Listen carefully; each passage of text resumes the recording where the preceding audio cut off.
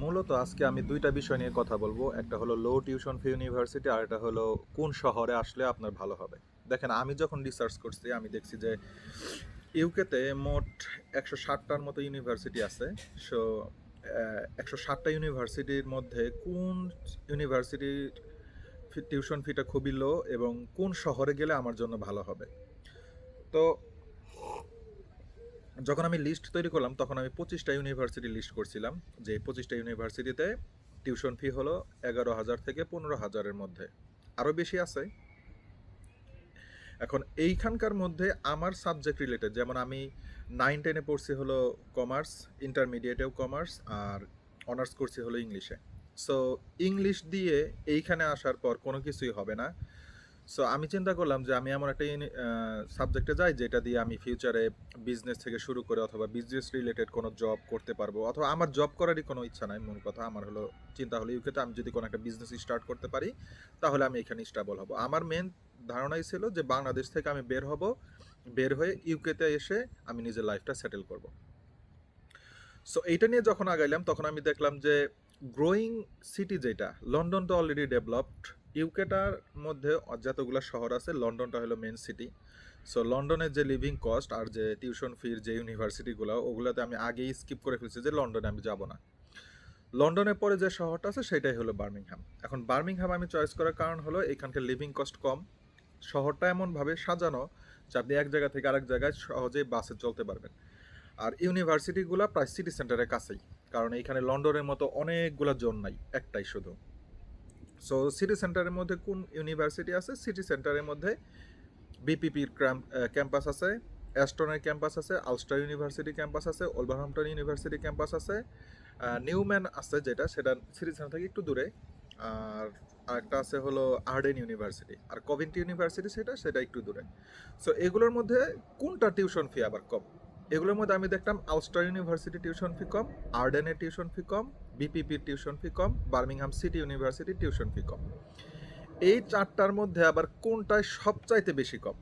তখন আমি দেখলাম যে এই চারটার মধ্যে সবচাইতে আলস্টার ইউনিভার্সিটিতে আর কি সবচাইতে কম, আর ক্লাস হলো 2 দিন। এই 2 দিনের মধ্যে আলস্টার ইউনিভার্সিটিতে আরেকটা সুবিধা আছে যে আপনার ফিজিক্যালি কোনো পরীক্ষা নাই, সব কিছু অ্যাসাইনমেন্ট বেস হয়। আপনাকে যা শেখাবে ওরা ওরা আপনাকে প্র্যাকটিক্যালি অ্যাসাইনমেন্টের মাধ্যমে হোক, প্রেজেন্টেশনের মাধ্যমে হোক, ওইটা ওরা দিবে।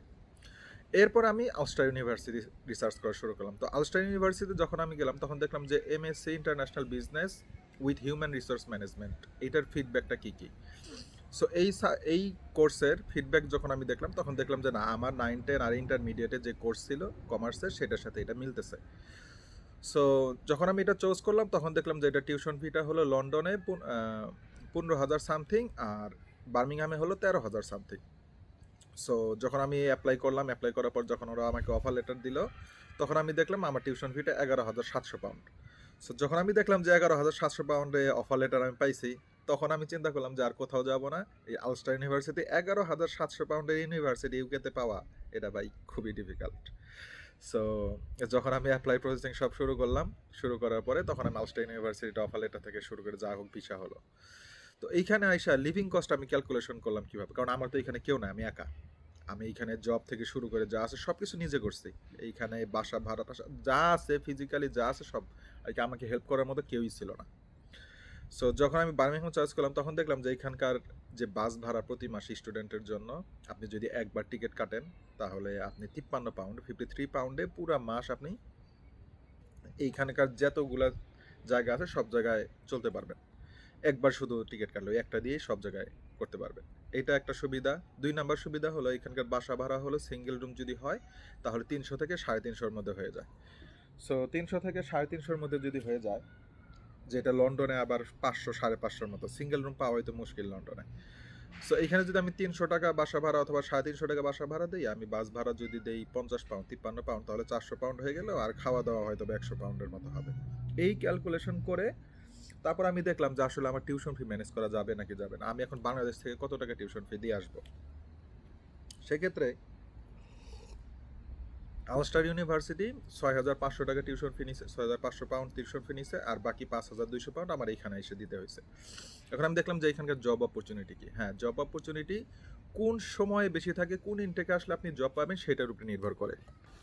এখন যখন আমি ইনটেক চয়েস করব তখন আমি চিন্তা করলাম যদি আমি জানুয়ারি ইনটেক চয়েস করি তখন আমার ক্রিসমাসের শেষ। কারণ ক্রিসমাসের শেষের মানে হলো আমাদের যেমন ঈদের পরে সব কিছু কোয়াইট হয়ে যায়, এখানে ক্রিসমাসের পরে সব কিছু কোয়াইট, আমি জব পাবো না।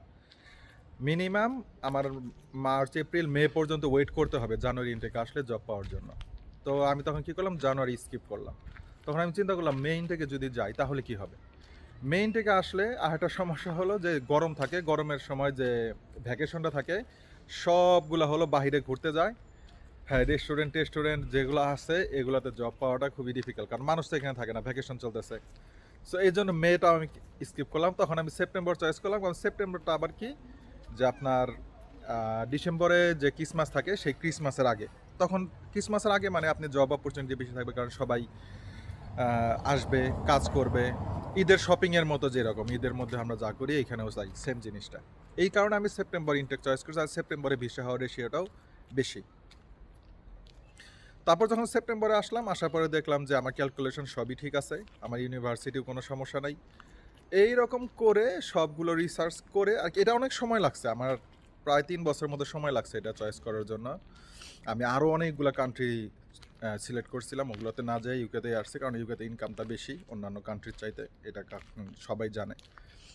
সো আপনি যদি এইভাবে আগান তাহলে আপনি বুঝতে পারবেন যে আসলে আপনার এই জায়গায় আসলে ভালো হবে নাকি হবে না। সো যখন আপনি চিন্তা করবেন আমার মতো যদি ক্যালকুলেশন করেন তাহলে আপনার জন্য এটা ভালো হবে যে এইখানে আইসা আপনি ভালো কিছু করতে পারবেন।